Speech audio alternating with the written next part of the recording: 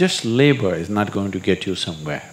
Right kind of action, the right timing, right place, all this is important, isn't it? The events around you may not be determined by you, but how your experience of life is on this planet is 100% determined by you. Believe me, you're not going to be here forever. I'll bless you with a long life, but you're going to fall dead one day. If you're beginning to think that what you're doing is very important, you need to take a holiday. You cannot fight or you cannot overcome that which does not exist. We have fixed too many things on the outside. If you fix any more, there won't be a planet left. He's an Indian yogi, mystic, philanthropist, and author. He founded a non-profit organization which offers yoga programs around the world. He also founded Project Green Hand, a grassroots ecological initiative in India. He's Sadhguru, and here's my take on his top 10 rules for success. My personal favorite clip is number 7, so I'm curious to figure out which one you guys like the best. Effort has to be incisive in the sense, it should be focused, calibrated. Simply if you make effort, it's foolish effort, isn't it? Just labor is not going to get you somewhere. Right kind of action, the right timing, right place, all this is important, isn't it? So, for all these things to happen, you need perception and intelligence. So that's all you must do in your life. Constantly looking for ways to enhance your perception and your intelligence. Rest will anyway happen. This is one thing that unfortunately humanity is not doing. They're trying to become capable of something. Do not try to become capable of something. Just enhance your perception and intelligence. Can you see me right now, all of you? Can you see me? Just point out where I am. Use your hands and point out. Can you see me? Oh, you got it wrong. You know I'm a mystic. You're getting it completely wrong. Now, this light is falling upon me, reflecting, going through your lenses, inverted image in your retina. You know the whole story, right? Where do you see me right now? Within yourself. Where do you hear me right now? Within yourself. Where have you seen the whole world? Within yourself. Have you ever experienced anything outside of yourself? Everything that ever happened to you, darkness and light happened within you, pain and pleasure happened within you, joy and misery happened within you. Have you ever experienced anything outside of yourself? No. So what I am asking you is, what happens within you, who should determine how it should happen?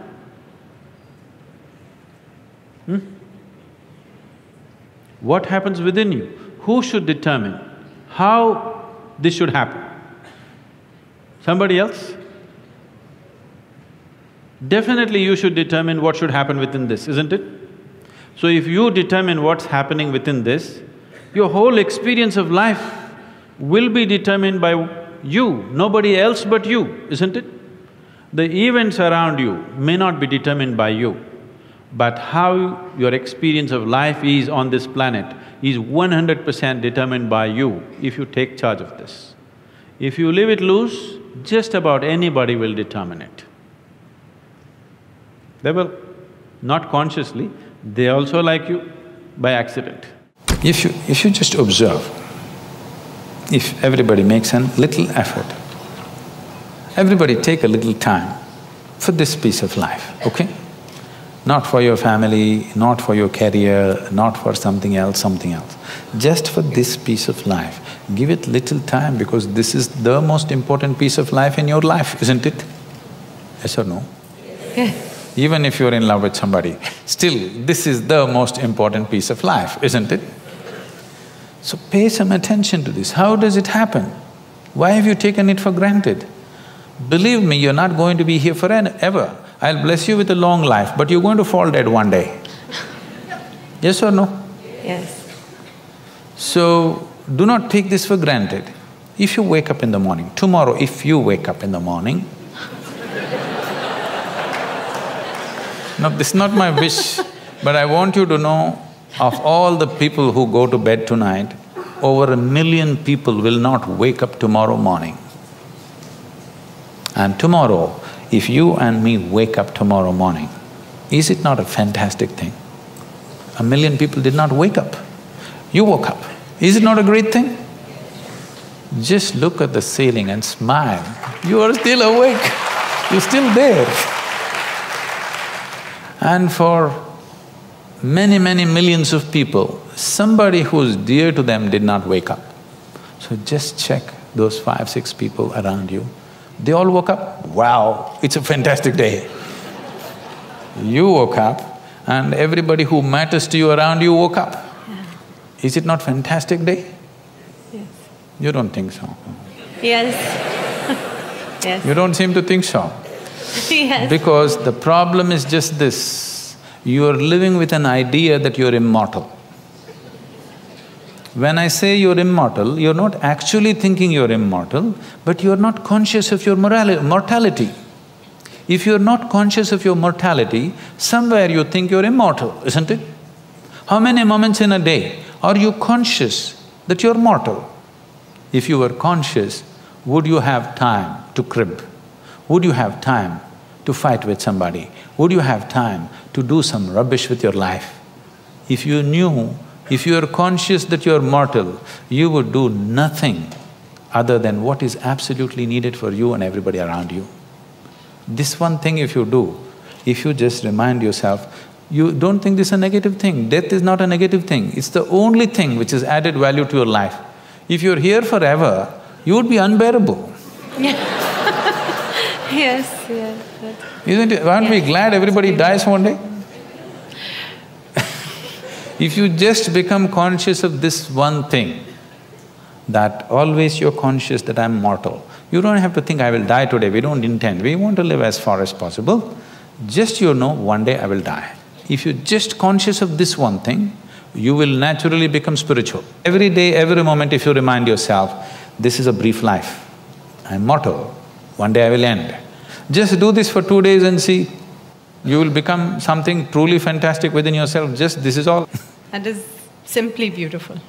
That's all that's needed. If you want to know the value of life, just know that it's a brief happening. Just loosen up your life a little bit, laugh a little more, involve yourself with people around you, do things that you think is not so important. Don't do things which are very important. Do simple things. It's very important you do simple things. Very important things you're doing in your life, you will become dead serious. You know Bertrand Russell, an Englishman. Bertrand Russell said, if you're beginning to think that what you're doing is very important, you need to take a holiday. So holiday does not mean coming to India. Holiday is every day, in those 24 hours you must take a holiday from your seriousness. From your seriousness has come essentially because of your self-importance. You hold yourself as an important person. I want you to see you are like a speck of dust in this existence. Tomorrow morning if you disappear, for sure in India nobody will miss you. Even down under, they won't bother much, you know. A handful of people, they will also forget soon enough. Isn't it so? Oof! Nature does oof, you're gone. And nothing will happen in this world, everything will happen wonderfully well even if you're not there. Every human being should be aware of this every moment of his life. It does not matter what the whole world says about you. It does not matter how significant a work you're doing. You must understand that tomorrow morning the world will go on fine without you, whoever you may be. Isn't it so? If you constantly remind yourself of this, you'll have no reason to be serious. Definitely not dead. And don't be dead now, a time will come. It's time to be alive. To create fear, You have to use excessive imagination. To not be in fear, you don't have to do anything. Fear is happening because of excessive imagination, things that have not happened, you're creating. What may happen in your mind happens in 1,000 different formats, and most probably it never happens. The things that you feared, take 100 things that you have feared, probably 99 of them never happened, isn't it? Yes. So your fear is always about that which does not exist. You cannot fight or you cannot overcome that which does not exist. We can overcome something that exists. You cannot overcome that which does not exist. You just have to give up that effort. Enjoy the fear. After all, it's your making. You like horror movies. Yes, you're saying no, but you're producing them. It's just they're not making money, that's all. Fear means you're producing horror movies in your mind. Nobody else is willing to watch. That's bad for the producer. But you're producing them. So, you produce something else. Produce a comedy, a love story, suspense, thriller. Try and see today. Just sit down, produce a love story, a suspense thriller, a comedy. 5 minutes movies you make in your mind. Really. Start using your mind differently. It's just gotten into your pattern. Just gotten into your pattern of just creating horror movies all the time. You have watched enough horror movies, they're boring. Create something else. Even it's not that if you produce these movies, those things will happen in your life.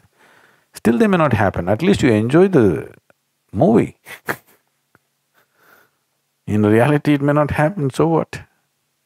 At least you enjoy what's happening in your mind, if you cannot enjoy what's happening in the world, isn't it? That much privilege every human being deserves, isn't it so? Even if the world is not kind to him, at least his own mind should be kind to him, should produce some nice movies.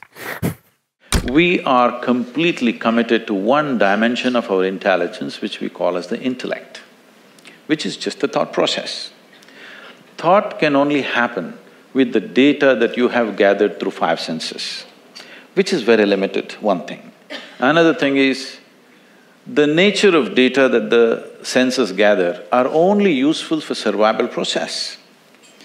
The very nature of how you see things, how you hear, smell and taste and touch life is only relevant for survival process.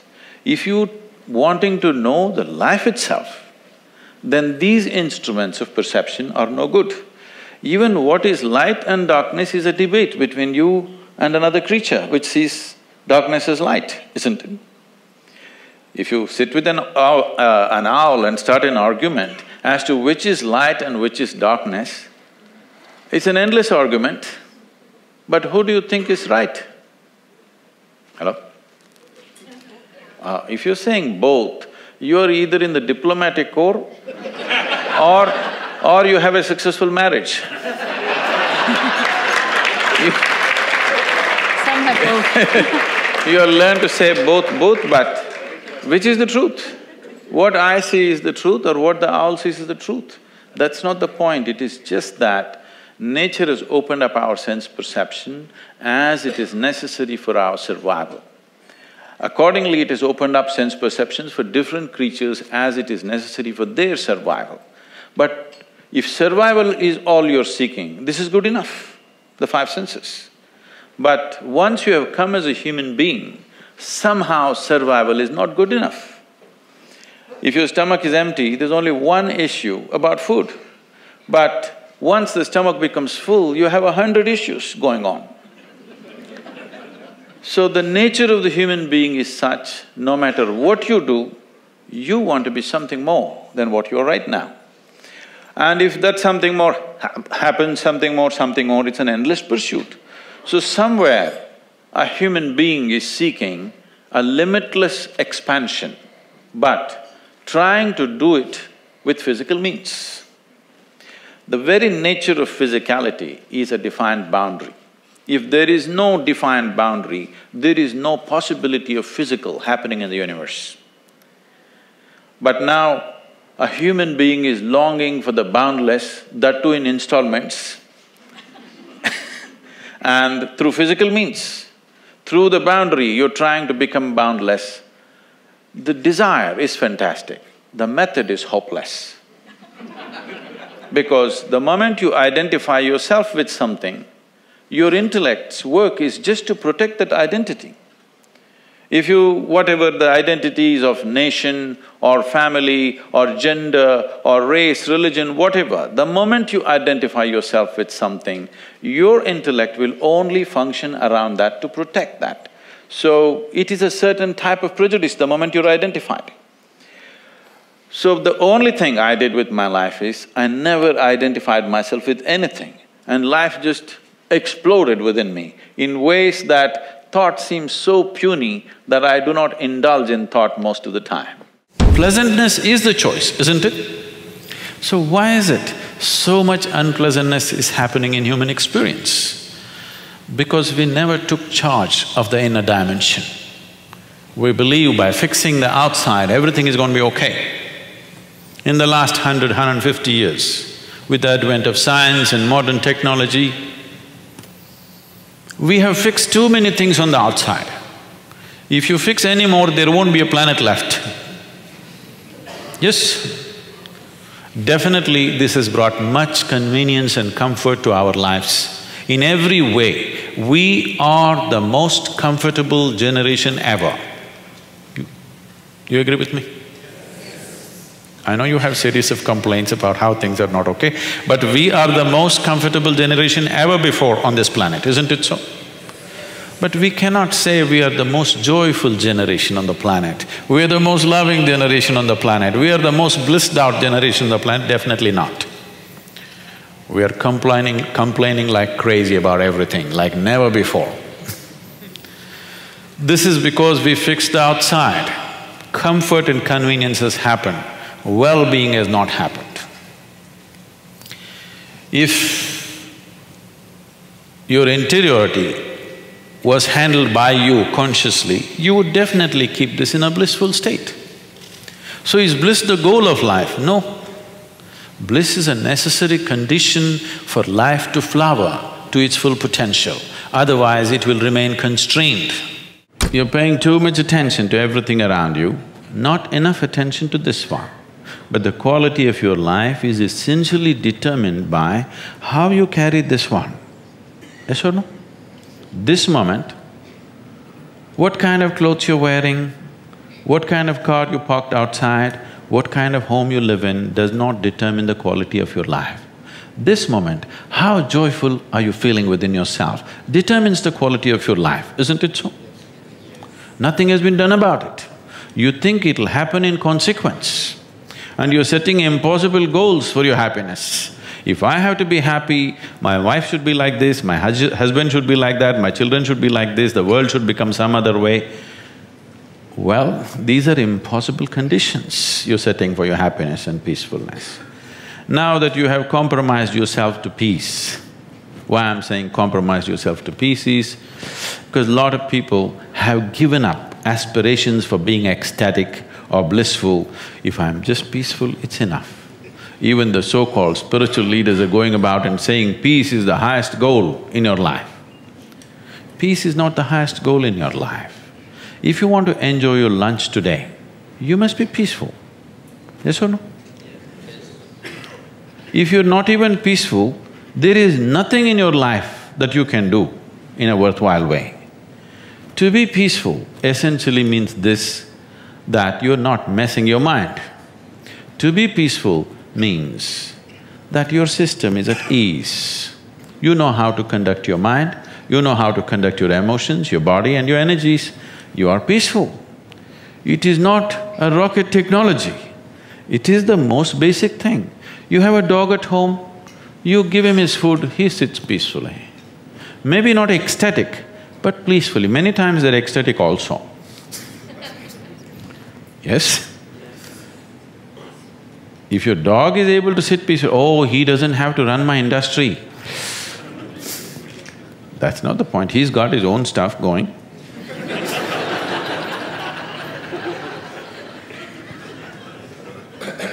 See, it has nothing to do with the external activity that you're doing. It's got something to do with the internal systems as to how they're functioning. Essentially, it means neither your body, nor your mind, nor your chemistry, nor your emotions, nor your energy are taking instructions from you. They're doing their own thing. Once your machine is not in your control, being peaceful is impossible. I'll tell you, you get into your car and now you go there and you want to turn this way. You do this to the steering, it goes this way. Can you peacefully drive this car? Can you? No. Anxiety is natural, isn't it? This is what has happened to your vehicle. It's out of control. You've never done anything to find out where the steering wheel is, first of all. This is not that simple as a car, this is a super computer. Now the problem is most people have not even bothered to find the keyboard. They think if they do this, somehow it'll work. When you're given such a highly sophisticated machine, if you do not conduct it properly, it will cause many problems to you. By accident it's working. I want you to know this is made this way. If you hold your hands like this, it'll breathe one way. If you just turn it around, the very way you breathe, the breathing pattern itself changes in your lungs. You can try it if you want when you have the time. This way, this way. I'm saying everything that you do, fundamental changes are happening in this machine because it's such a sophisticated machine. It's more than a touch screen. If you just wish it, it will happen. When you have such a sensitive and sophisticated machine and you are operating like a blacksmith, then being peaceful seems to be difficult. Peace is not the highest goal in your life, it is the most fundamental requirement. Don't ever set peace as the highest goal. If you do that, you will only rest in peace. You must see, to be peaceful is the first thing in your life, isn't it? If you want to do anything sensibly in your life, if you want to conduct any situation in your life sensibly, to be peaceful and happy is fundamental. Unfortunately, in many ways, not just in the way that I said now, in many different ways, I would say 70% of illnesses on the planet, all kinds, are self-created. Even if you get an infection, there is a way. If you keep yourself in a certain way, physically and mentally, the virus and the bacteria will not work the same way as it works upon somebody else. If you set yourself like this, no matter what's happening, anyway, I have to go and do this, this and this. There's no break from that. The last 29 years, I have not been able to cancel one program because I'm running temperature, I got a cold, I got this, I got that. It doesn't matter what's happening, what you have to do, you anyway have to do. You can't turn back on that. Either out of your commitment or you have a boss like that. One way or the other, if it happens, then you will see, you will not at all fall sick so often. Because if you have temperature, you still have to go. If it's summer, you still go, right? Now, a lot of people don't go. It's a little hot outside, they don't go and work. Little cold outside, they don't go and work. A little raining, they won't go and work. A snowflake, they will not go and work. This is just weather. So for every change in weather, if you have the comfort of covering yourself in a blanket and lying down, once you create that, your body will learn to fall sick as often as possible.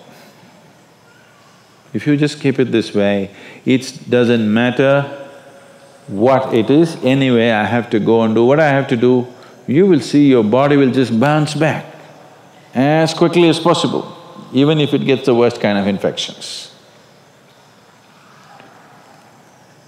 So you just have to set the necessary conditions for health, necessary incentives for health, both for yourself and your children if you have them.